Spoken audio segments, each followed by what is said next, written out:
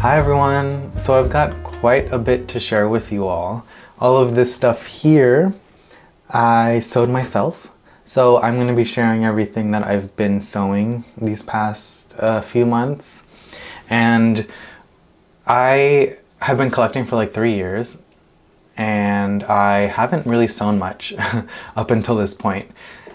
And I know how to sew. I've actually, I'm a professional seamstress. Well, I was a professional seamstress. I used to work in different costume shops and under a lot of different drapers. I never was a draper myself, but I was a stitcher. So I had a lot of experience sewing professionally. But when I started collecting, I knew that when I started collecting Barbie 3 years ago, that I would eventually start sewing for Barbie, but I just never really found the motivation to do it. And I kept making up excuses. Like one of my biggest excuses was like sewing at this scale just seemed like kind of annoying because sewing in human scale is much different than sewing at Barbie scale, especially patterning at Barbie scale. There's the patterning at Barbie scale is very interesting. It's different than patterning for a normal human. So yeah, anyway, I just made up like these excuses like, oh, sewing at this scale is really annoying and I don't really want to do it. And that is somewhat true. Sewing at this scale can be annoying. And you have to be really careful about like every stitch that you make into the fabric because it's very visible. All your mistakes are very visible at this scale. But I knew that if I didn't start, I would never really learn and improve. And I feel like I've gotten to a place where I finally feel happy with what I'm creating. And I definitely feel inspired. Another reason why I started sewing was because my budget has like stopped me from purchasing as much as I used to. As collectors, we know that a part of collecting is, searching for dolls and items, that hunt for the next doll that you're going to introduce into your collection. It can be exhausting, that sort of like rat race.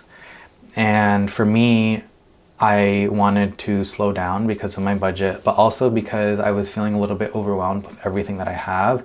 I'm definitely someone who can get very overwhelmed when I have too many things. I like also having a lot of open space. Like the shelves behind me right now, that shelf is being worked on, that's why it's basically empty. I've been kind of readjusting and honing in on what exactly I want to display and where I want to display it. So now that I have all these beautiful new fashions to display, I've been kind of also rearranging all my other shelves so I can display the ones that I've sewn. Constantly consuming and constantly desiring something can be really exhausting, and I found that working with my hands has really helped me to care a little bit less about that desire to, buy something and introduce something new into my collection. Yeah, sewing has really helped me in that respect. And to be clear, I haven't like completely stopped introducing dolls into my collection. There are a few dolls that I have introduced. I've just been a lot more like selective about what I've been introducing into my collection. So, maybe when I'm talking about some of these dolls, I can show you some of my recent pickups. But yeah, so I do want to, turn the camera around just because I don't want to have to constantly focus the camera when I'm holding a doll up. So I'm going to turn the camera around and show you everything that, I've been working on. So this is my TNT in the color, or the hair color, I believe is called Chocolate Bonbon. You can see it's kind of like a dark brown. It's really beautiful, actually. I really, really like this doll a lot. She was one of my first TNTs. Well, she was like my second TNT, but after getting her, I was, she got me really obsessed with TNTs just because she's so pretty. I love this brown hair on her. And she's wearing a hat that I made. This is a felt hat, so nothing, it's not like hard plastic or anything. I made it completely out of felt, and it was a challenge to get something really thin. Felt this thin is really hard to come by, and I really had to work at this. It took me a lot of tries. It's actually one piece. Sometimes when you sew hats, people will sew like this part is going to be separate from like the brim. Sorry, this is better in focus. This part will be like separate from like the brim. This is all one piece. It's stretched out, so this is how like a classic felt hat would be made. I just kind of shrunk that process of like making a felt hat down to Barbie scale. It was very difficult, but yeah, so this whole outfit is actually inspired by an existing Barbie fashion. It's a Japanese exclusive. I don't know that it has a name, but I can put some pictures of it.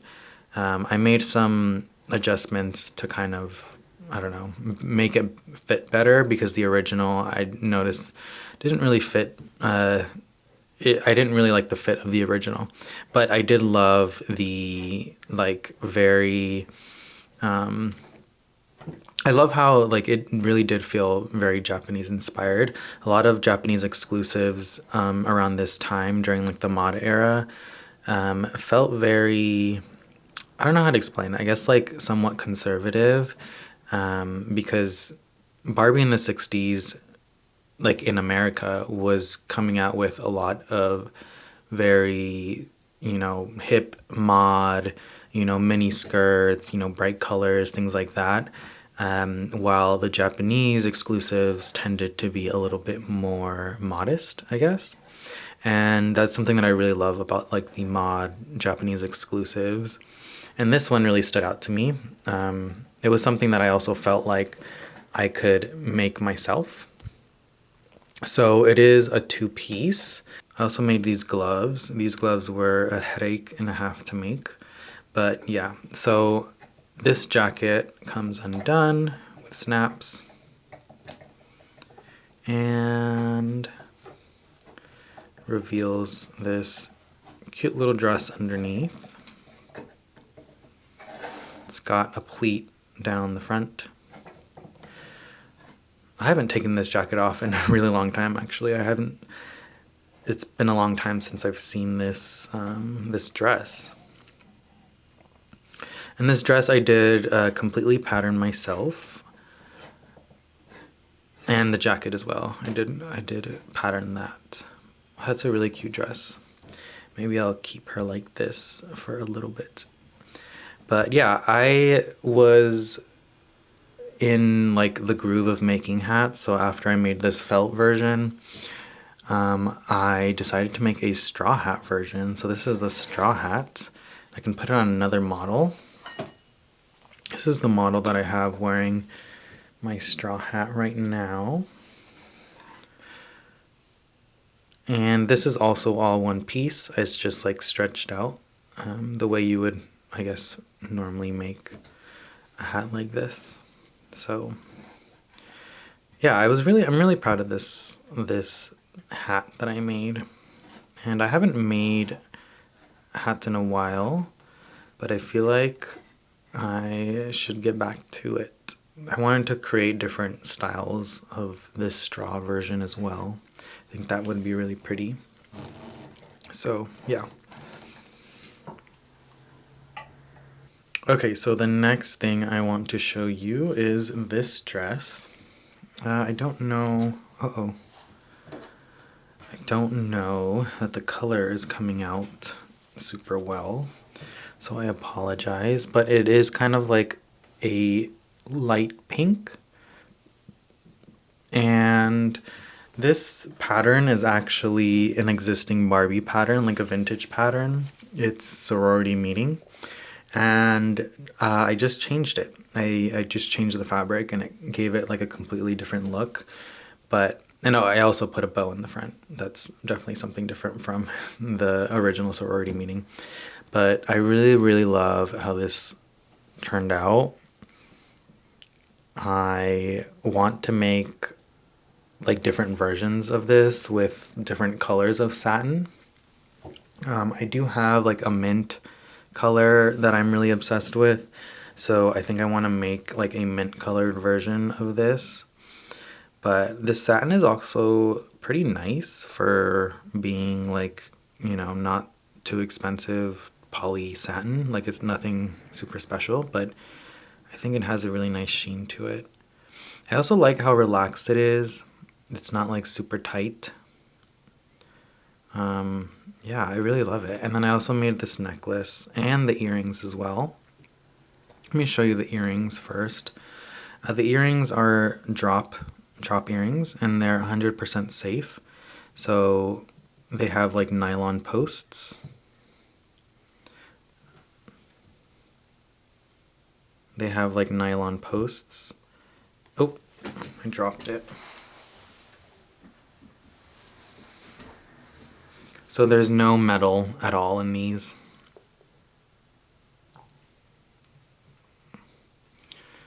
And I'm really proud of them, actually.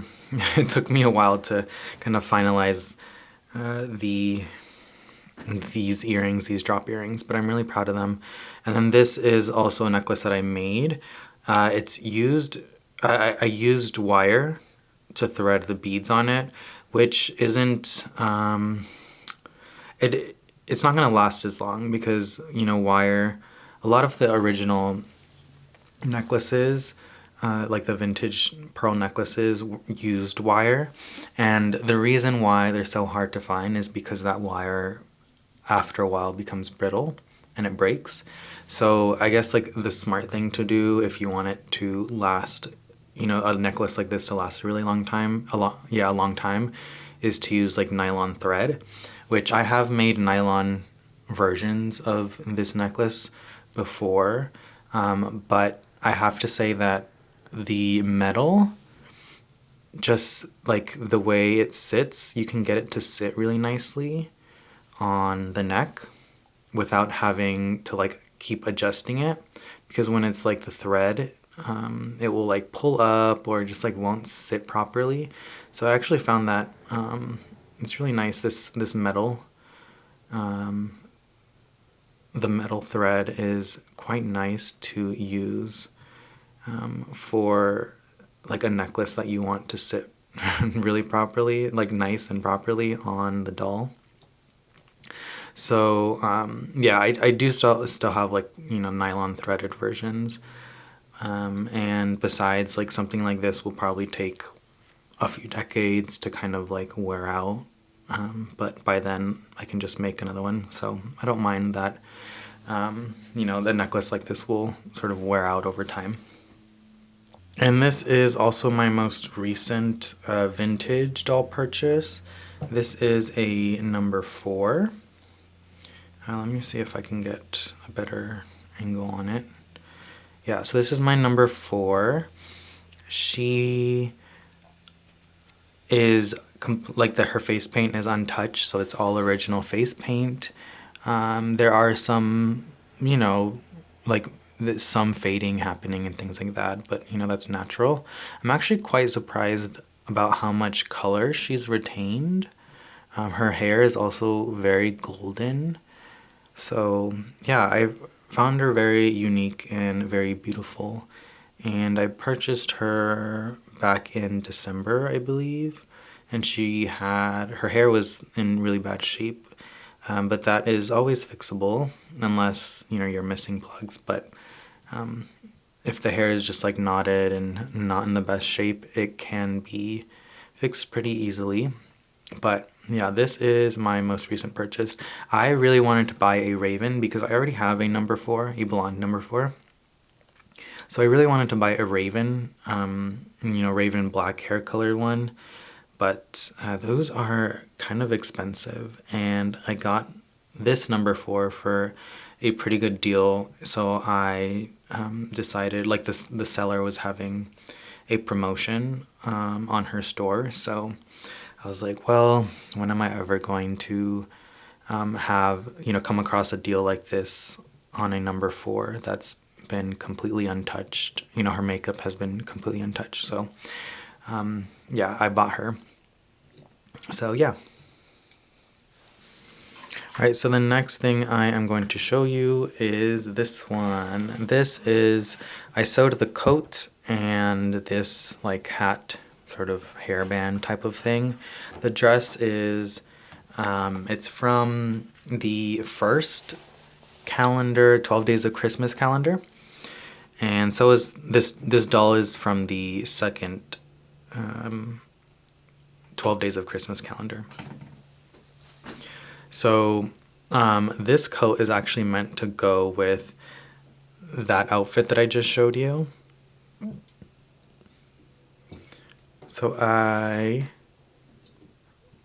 wanted these two to go together, and in a minute I'll probably take this off and show you what it looks like together. But yeah, so I did sew a lining into there, and it looks really nice. I think I did a really good job with this one. I added a little brooch here. That was suggested by one of my friends, Gabe. I thought that was a really smart idea. I thought it definitely was missing something, and I think that added a really nice touch to it, a really nice like vintage touch. And the collar, I'm not like super happy with the collar. The collar is a little bit big, or perhaps I just need to like, I don't know, iron it so that it sits kind of like this. Yeah, I think it would look better like that. But I need to figure out how to get that to sit better. But I also made this little headband. Let's see if I can take it off. So it has like wire inside of it so that it fits really nicely and snug on the head.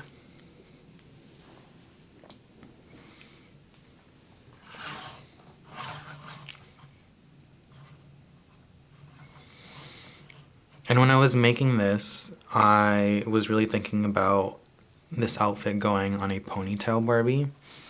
And ponytail Barbies can't really wear hats because it gets in the way of their ponytail. So I thought this would be a really cute way of kind of, you know, having an impression of a hat without it actually being like a full hat.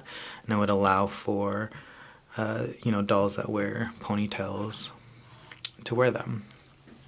So I'm actually going to take this off so we can try it. Oh, so we can try it on my number 4.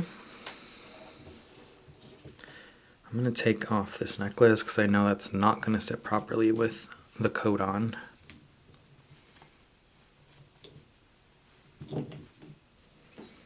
Alright, so here we have it. She looks really adorable in this. I really like, look how this looks from the side. Beautiful. That's the back. Yeah, so it does flare out at the bottom. So, you know, if there was a dress, she's wearing like a straight dress right now, so like a shift dress. So, but if she was wearing like a poofy dress, it would allow for some of that flare.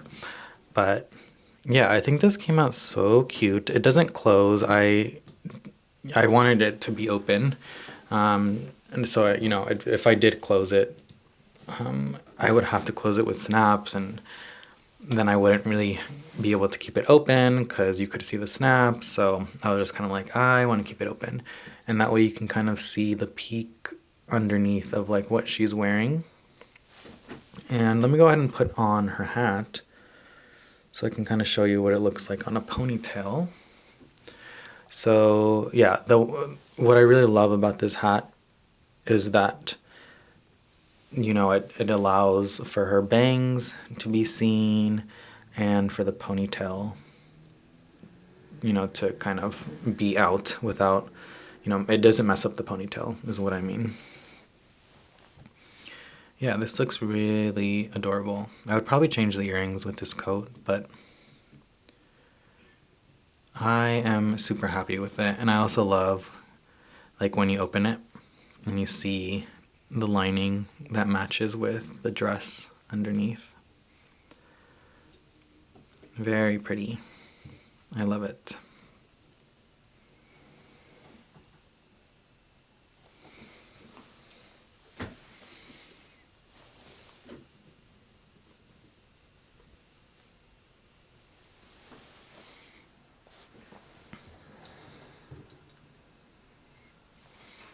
I would put her gloves on.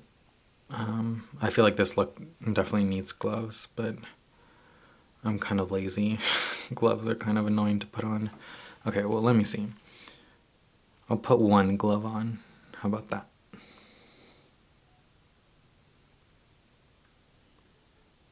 Okay, there we go. That's what she looks like with gloves.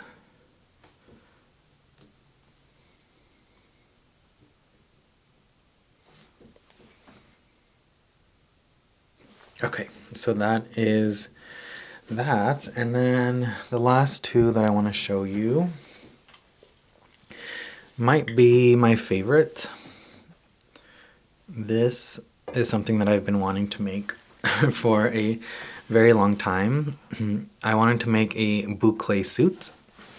Boucle is very hard to work with at this scale, mostly because boucle is, like, the fabric is very thick. So when you start sewing it, it just starts to bulk up. And something else that's really difficult is that the threads are woven together very loosely. So when you cut it, it will start to fray very quickly if you're not careful. And your pattern will also kind of like move around, if that makes sense. Like the original shape that you cut it out will change because of how loose the threads are woven if you're not careful. So one of them I sewed first. Well, obviously, one of them I sewed first. This one I sewed first. This one was second. This one was my first attempt, and it is kind of rough.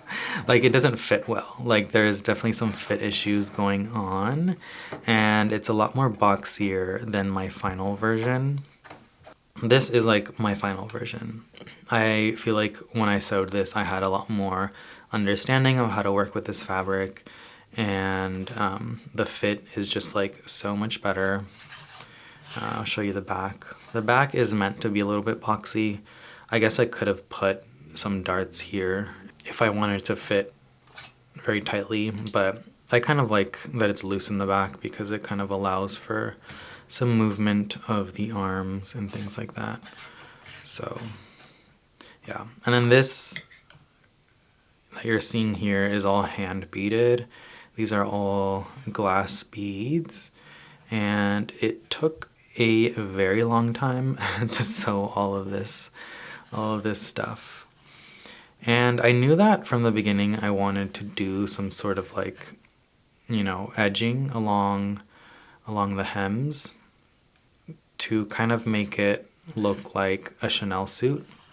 That's what this was inspired by, like a Chanel suit. And a lot of Chanel suits have like contrasting sort of edging or trim. So that's what I decided to do. I kind of go back and forth on it sometimes. Sometimes I'm like, oh, it feels like a lot. Like, just like, it feels like a lot. It's a lot of beading. And then other times I'm like, I feel like it kind of needs it because otherwise, like without it, it just kind of falls flat. So yeah, I think it's special. It definitely looks very unique. This one you can definitely tell I had some fit issues. So, I'm already in the process of like re-sewing the jacket again. I'm gonna have to rebeat it all over again, but that's okay. I wanted to get it to look like this one because this one is just like very well fitted. Oh, and if you're wondering, this is the 12 Days of Easter, I guess. Is it 12 Days of Easter? It's like the Easter calendar Barbie that they released last year, which I honestly I wasn't super happy with. Like after I had purchased that, I was kind of like, why did I purchase this? I don't really even like what she came with. I mean, I sort of like one of the dresses that she came with. Let me show you one of the dresses she came with. Okay, so this is one of the dresses she came with. This is a pretty dress. I like it. However, I think that on like a vintage doll, it looks kind of cheap, if that makes sense. Like I wouldn't put it on like a number 4, like a ponytail like her or something, just because the dress is kind of cheaply made. Let me see if I can show you like a close-up.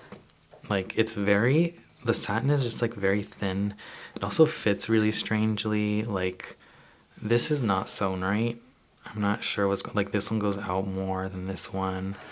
Oh, sorry, that's just, ignore that. That's me. That's not how it was sewn. And then like this was an odd choice because it just feels very like, it feels like something that you would see on like a superstar era Barbie, if that makes sense, like a Barbie from the 80s or the 90s, because it's kind of like a cheap plastic sort of button, which is cute, but it's not something I feel like I would put on a vintage doll or a vintage reproduction, so I think that kind of cheapens it. The hat is amazing, actually. This is like one thing that I'm very happy to have, and it looks good on a lot of different dolls, actually.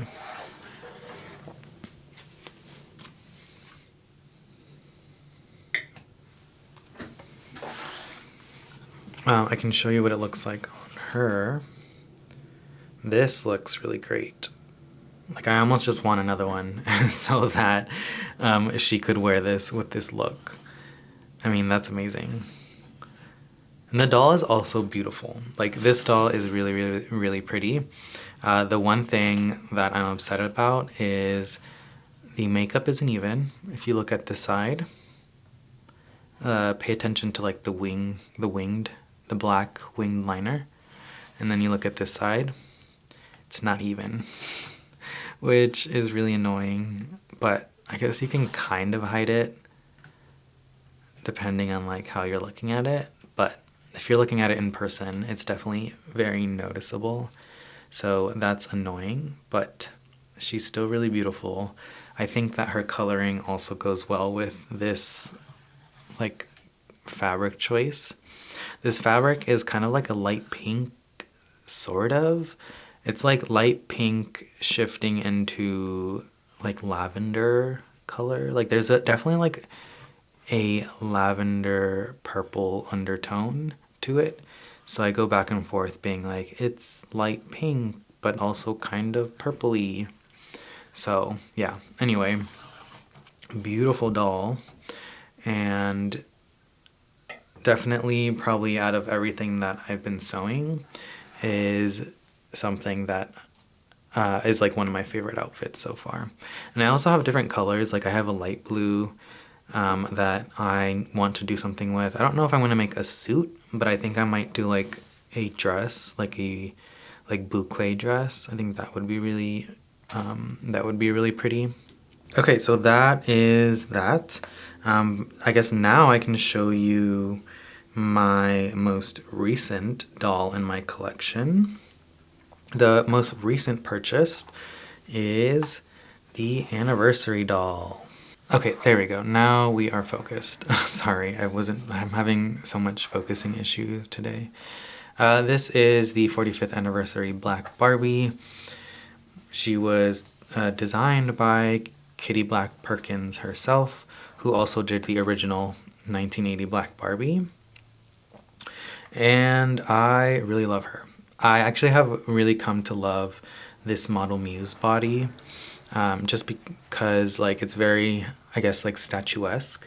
It's kind of why I also really love like the vintage, like the original, vintage Barbie body. It feels also it looks very statuesque.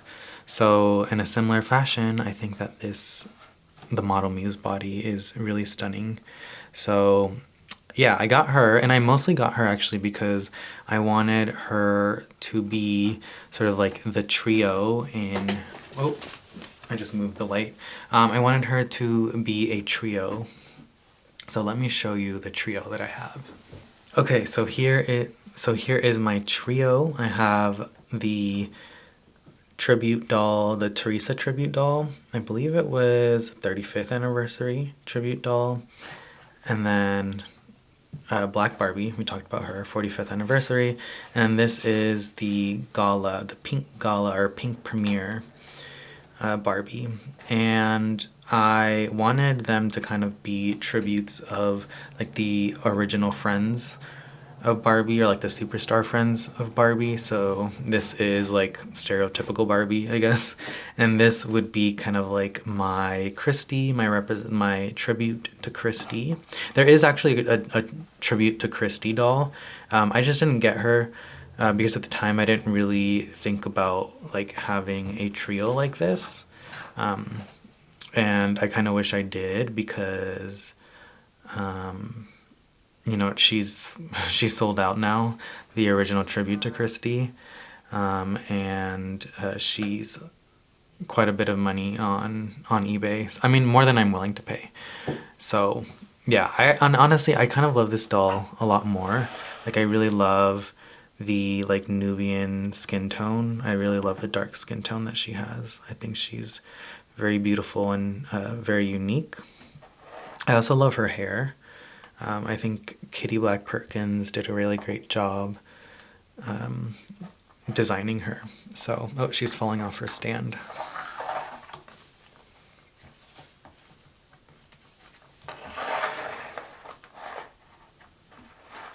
Okay. And then, yeah, so I think I don't remember which one I purchased first. I either purchased the Pink Gala or the 35th Teresa tribute doll. The like 35th anniversary. I can't remember which one I bought first, but I bought the tribute doll because she was on sale on Mattel. I think she was like, I don't know, like $30, $35. I don't remember exactly how much she was. She might have been even less, but I was like, oh, like I'll purchase that for that price. So after seeing them together, I was like, oh, like these look like very modern, beautiful, like tribute dolls. And I was like, well, now I have to get like a Christy. So I was really happy when she came out because she was only $35. That is an amazing price for a doll like this. So I purchased her from Target, and then her stand, she keeps wanting to fall down. So all that I'm missing now is a Kira. So hopefully they make a Kira tribute doll, because then it would kind of complete her like OG superstar friends. I mean, there's also PJ, but I don't know. I have a lot of PJs. And also, I don't know how they would make like a tribute to PJ, because like the tribute dolls so far have used like modern face sculpts. Or at least like the tributes that I'm kind of selecting use modern face sculpts, and PJ uses a vintage face sculpt. So if they were to make a tribute, I'm interested on like whether they would, you know, choose a modern sculpt for PJ or just like stick with her original face sculpt. So yeah, anyway, I hope they do make a Kira eventually, and I can kind of like display them all together. I think they all look really great on my display together in these beautiful long evening gowns. So yeah. Okay, let me go ahead and get all of the dolls in one picture and then kind of film an outro for you guys. So that is everything that I wanted to share with you all. I hope that maybe inspired some of you to be creative and make something or style something of your own. And until next time, I will see you soon. Bye.